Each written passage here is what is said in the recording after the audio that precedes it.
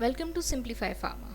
Do subscribe to my channel to stay updated with the latest videos. In this video, we will see what are vaccines and what are the different types of vaccines. This information is very essential to understand how coronavirus vaccine would work. The usage of concepts of vaccination goes back to 1000 AD in China, Africa and Turkey. But the word vaccine originated in 1796 when vaccine was discovered for smallpox. Today, the term vaccine applies to all biological preparations produced from living organisms that enhance immunity against disease and either prevent or in some cases treat disease.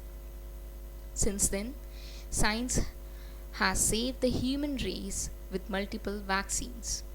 And presently in 2020, we are on an attempt for development of preventative vaccine for coronavirus.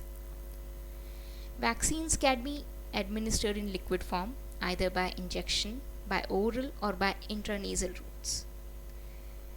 Vaccines are made up of either live bacteria or viruses, but a weaker version that cannot cause any disease, or inactivated, we can also call them as killed bacteria or viruses, or inactivated toxins. This is in case where bacterial diseases are caused by the toxins generated by the bacteria and not the bacteria themselves.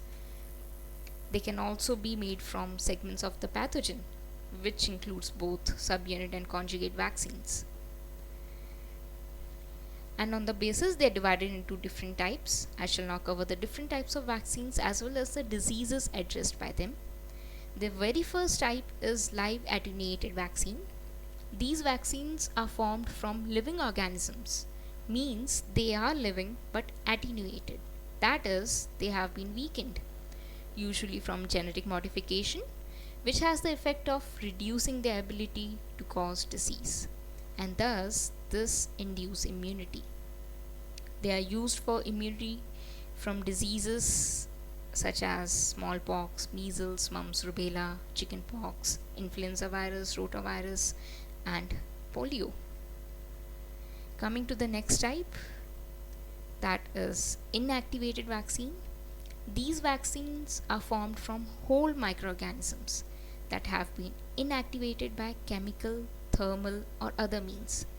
This kills the pathogen, making it incapable of replication. To replicate means to make multiple copies of itself, but still allows it to induce an immune response, thus inducing immunity.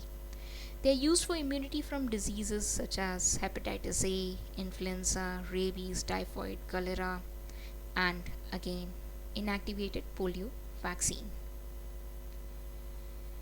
Coming to the next type, that is recombinant vaccine. These vaccines are composed of antigens purified from microbes, which are usually administered with an adjuvant. Now in this case, an adjuvant is an ingredient used in some vaccines that helps create a stronger immune response in people receiving the vaccine. In other words, we can say adjuvants, they help the vaccines to work better.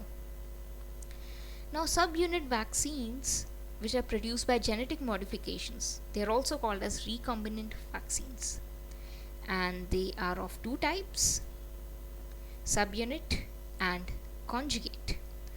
A subunit vaccine is a fragment of a pathogen such as specific proteins and polysaccharides or nucleic acids. They use only those antigenic fragments of a microorganism that best stimulate an immune response. Vaccines composed of bacterial polysaccharides antigens are T-cell independent and therefore elicit a low affinity antibody response, whereas polysaccharide antigens coupled to proteins, they form conjugate vaccine that uses helper T cells and therefore elicit high affinity antibody response. Examples of subunit recombinant vaccines are pneumococcal polysaccharide vaccine, meningococcal polysaccharide vaccine, and examples of conjugate recombinant vaccines are hepatitis B vaccine. And thus it induces immunity. Now coming to the last type of vaccine, that is toxoid vaccine. Now these vaccines, they use toxin, that is a harmful product produced by disease causing microorganism. They are formed from inactivated toxins of these toxin producing pathogen. Means the immune response is targeted to the toxin instead of the whole microorganism, and thus it induces immunity. They are used for immunity against tetanus, diphtheria. There's also one more type that is called as combination vaccines, and they can be combined to provide protection against several different diseases together. They may incorporate both viral and bacterial vaccines. They are commonly used in childhood immunization. Examples of few of the major ones are as shown. We can see over here. This should make us realize that when a pandemic emerges, we still have no clue what kind of vaccine would fit in to tackle the problem.